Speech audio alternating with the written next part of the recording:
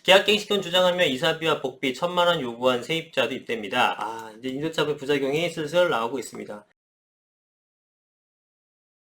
네, 안녕하세요. 반갑습니다. 이종훈 소장입니다. 자, 위로금 1,000만원, 수리비가 400만원, 임대차법이 만든 팍팍한 인심, 이런 제목 한번 보도록 하겠습니다. 자, 계약 만료인 6월 중 이사를 요구하니 이사비와 복비를 달래서 700만원 드린다고 했더니 1,050만원을 주면 나가겠다고 한다. 원래 만기 때 나가는 게 당연한데도 불구하고 계약갱신 청구권 쓸 거니까 너 새롭게 세놓고 싶으면 나한테 돈 줘? 이렇게 요구를 하는 겁니다. 그리고 반대로 3년 전세 살다가 나가는데 집주인이 바닥과 벽지 등이 훼손됐다면 원상복구 비용 400만원을 요구한다. 이것도 사실 굉장히 드문 케이스죠. 얼마나 훼손시켰는지 모르겠지만 나가는 세입자를 상대로 400만원 요구하는 그런 임대인이 있는 곳, 또 임대인을 상대로 1,050만원을 요구하는, 나가주는 조건으로 1,000만원 넘게 요구하는 임차인이 있고, 지금 굉장히 임대차법이 인심을 팍팍하게 만들었다. 옛날에 이런 거 있었습니까? 거의 본 적이 없습니다. 참 그렇게 됐어요.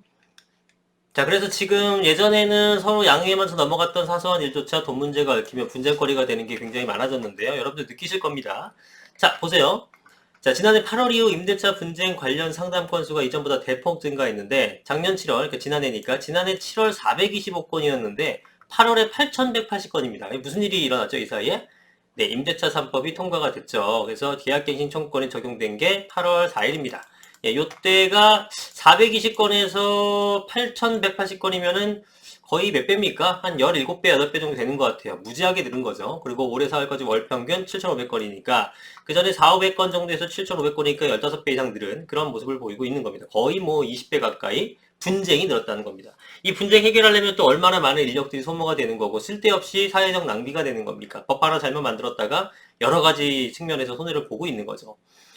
자, 임차보증금 반환을 비롯해 임대차 기간, 대항력, 임차보증금, 차임등감, 임차주택, 유지수선 등 다양한 분야에서 상담 건수가 이전보다 크게 늘었는데 모두 임대차법이 시행된 지난해 7월 이후 급증했다. 그러니까 다양한 분야에서 모든 게 이때 이후로 늘어난 겁니다. 이거는 소위 말하는 빼박이죠. 이건 무조건 임대차 3법 때문에 이런 일이 발생한 겁니다. 또 정부가 잘못했어요. 계약갱신권 주장하며 이사비와 복비 1,000만원 요구한 세입자도 입대입니다. 6월 말이 계약 만료인데 6개월 전부터 꾸준히 통보했고 내용 증명까지 발송했는데 그 사이 집을 구하겠다고 하다가 몇 주 이사비와 복비를 요구했다고 합니다.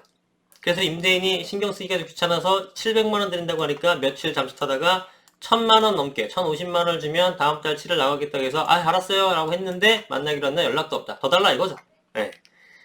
예전 같으면 상상도 못하는 일이 지금 일어나고 있는 겁니다. 법을 기대면서 법에 기대어서 돈을 요구하는 이런 모습을 보이고 있는 겁니다. 어떻게 그런 요구를 할 수 있는지 이해할 수 없다고 분통을 터뜨렸다라는 겁니다. 그러니까 이제 새롭게 그 전세를 안고 매수했을 경우에 세입자가 나갈지 안 나갈지에 대한 불안감이 굉장히 좀 큰 상태예요. 이런 거죠. 집값이 더 오르기 전에 전세를 끼고 산 집에 1, 2년 뒤 실입주, 그러니까 만기 시점에 실입주 하려는 거죠.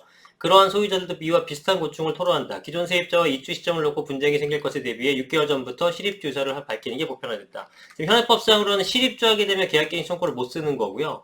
6개월 이내라 그러면은 실입주 의사를 밝혀도 이거를 계약갱신 청구권을 못 깹니다. 그러니까 무슨 얘기냐면은 여러분들이 집을 샀어요. 5개월 남았어요. 그러면은 전 집주인이 내가 실입주 할 거예요? 라고 해도 안 됩니다. 왜냐하면 실제로 그 사람이 실입주 할 거 아니잖아요. 그 사람 파는 거잖아. 그럼 나는 내가 실제로 실입주를 할 거지만 얘기해도 안 됩니다. 왜냐? 5개월밖에 안 남았기 때문에. 그래서 만기가 6개월 이내에 남은 것들은 그거는 실입주할 방법이 없는 겁니다. 되게 웃기죠. 이 법 해석이 좀 잘못된 것 같은데 그렇게 좀 판결을 났기 때문에 지금 6개월 이내에 남은 것들에 대해서는 거래가 안 됩니다.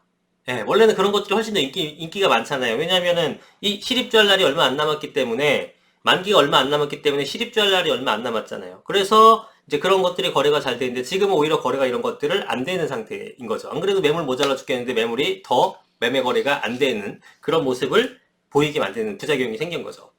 자, 갱신권 청구 분쟁과 관련해 엇갈린 법원 판결이 나온 것도 시장에서 혼선을 부추길 소지가 있다. 지금 새로 나온 법이고 국토부도 유권 해석을 제대로 못하고 다 법에 기대서 하는 건데 여기서도 분쟁조정위원회에서도 분쟁 성공률이 굉장히 낮고요. 그리고 법원까지 가는 경우도 케이스가 굉장히 많은데 법원 판결도 지금 우후죽순 중구난방입니다.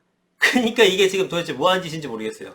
최근 서울중앙지법 민사 40단독 재판부는 강남구 일원동 아파트 집주인이 임차인을 상대로 제기한 건물인도 소송에서 원소 승소 원고 승소 판결했다. 이 기사 보셨나요? 한 1, 2주 전에 나온 것 같은데 지난 3월 수원지법 민사 2단독 재판부는 계약갱신 청구권을 행사한 세입자의 손을 들어줬는데 같은 임대차법 규정을 놓고 서로 다른 방향의 판결이 나온 겁니다.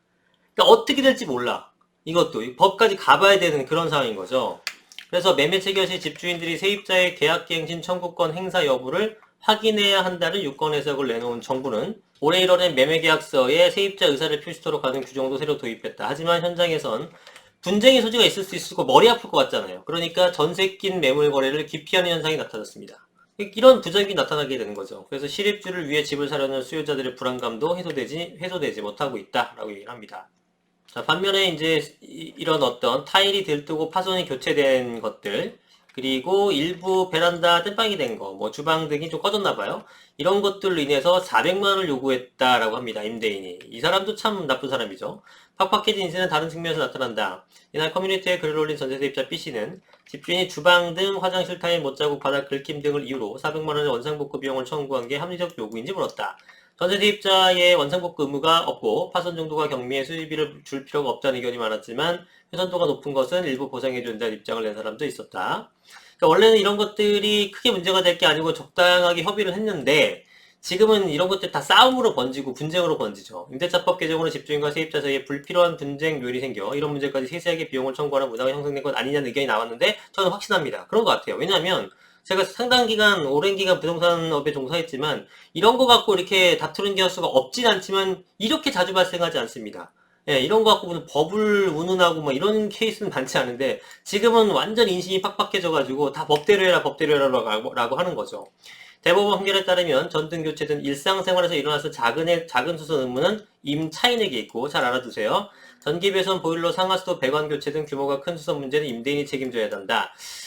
이게 명확하게 나타난 건 아닌데 대체적으로 그러니까 자연 발생적으로 되는 것도 있잖아요. 그런 것들은 이제 임대인이 책임지는 거고 뭔가 귀책 사유 자체가 뭔가 이렇게 충격을 간 게 있다던가 과실이 임차인에게 있으면은 임차인이 하는 겁니다. 그런데 이제 작은 수선 의무 같은 것들은 사실은 뭐 예를 들어서 뭐 형광등이 꺼졌다라든가 그러한 작은 것들 있죠. 그런 것들은 이제 보통 사용하는 사람 왜냐하면 형광등을 사용했던 사람은 누구예요? 예, 그거는 이제 임차인이 되기 때문에 임차인이 교체 의무가 있다. 그런 걸 일일이 다 임대인이 해주는 건 아니에요. 그런데 뭐 전기 배선이나 보일러라든가 상하수도 배선, 보일러를 예를 들어 임차인이 쿵 뭐 이렇게 옮기다가 쳤어요. 그래서 고장났어요. 그럼 뭐예요? 그때 당연히 임대인이 아니라 임차인이 해야 되는 거예요. 근데 보일러가 오래돼서 망가졌다, 고장났다, 이러면 당연히 임대인이 해주는 거죠. 예, 어떤 정도로 구분을 하시는 건지 알겠죠? 소송 비용을 고려한다면 소액 수리비 사건 등을 임대인과 임차인 모두 실익을 기대하기 어렵죠. 그쵸? 뭐 이런 걸 소송까지 하게 되면 서로 피곤하기만 하지 실익도 없는데 먼저 원만하게 합의를 보는 것이 합리적 해법이다. 집주인과 세입자 사정은 저마다 다르고 법으로 모두 아우를 수 없는데 획일적인 법 규정으로 강요하고 통제하다 보니 분쟁이 많아졌다. 이제 임대차의 부작용이 슬슬 나오고 있습니다. 시작도 안 한 것 같은데. 자, 이에 업계 안팎에서는 임대차법 개정 논의가 꾸준히 제기되고 있으나 국토부 장관은 이달 초 국회에 제출한 임대청문회 답변절에서 임대차 3법으로 계약갱신이 높아지는 등 긍정적인 효과가 있다. 그러니까 긍정적인 효과만 보는 겁니다. 긍정적인 효과가 10이고 부정적인 게 한 30, 40 되는 것 같은데 긍정적인 효과가 있으니 부정적인 거는 그냥 묻어버리겠다라는 생각 같아요. 저는 굉장히 우리 사회에 지금 여러 가지 악영향을 미치고 있는데 지금 보십시오. 분쟁 사례가 400건이었다가 7,000건, 8,000건 되는 게 말이 됩니까? 이런 와중에서도 긍정적인 효과가 있으니까 그냥 갑니다. 제가 얼마 전에 며칠 전에 올렸었던 우리가 제시한 어떤 그런 해법이니까 나는 그걸 부정하지 않겠다. 부정할 수가 없다. 그럼 나는 나쁜 사람이 될 것 같다. 이런 생각, 이런 마인드에 갇혀서 이런 신념에 갇혀서 바꾸지 못하는 그런 우를 범하고 있죠. 제도의 안정적 정착을 위한 개선사항은 검토하겠다. 참 이러고 있는데 답답하죠. 자, 어쨌든 그렇습니다. 지금 임대차 이제 6월 1일 달이 되게 되면은 임대차 신고제도 전월세 신고제 시행되는 거 알고 계시죠? 안 하게 되면 이제 과태료가 100만 원. 물론 1년 유예기가 좋기 때문에 실질적인 과태료 구간은 내년 6월 이후부터인데 여하튼 준비 잘 하시고 이런 여러 가지 그 법의 적용이 시장에서 부작용을 많이 일으킬 수 있기 때문에 여러분이 미리 대비를 잘 하는 수밖에 없겠습니다. 그렇다고 뭐 악법이라고 하더라도 그 법을 지키지 않으면 어쨌든 피해는 여러분들이 보기 때문에 잘 숙지하시고 생활하시기 바랍니다. 오늘 영상 여기서 마치겠습니다. 감사합니다.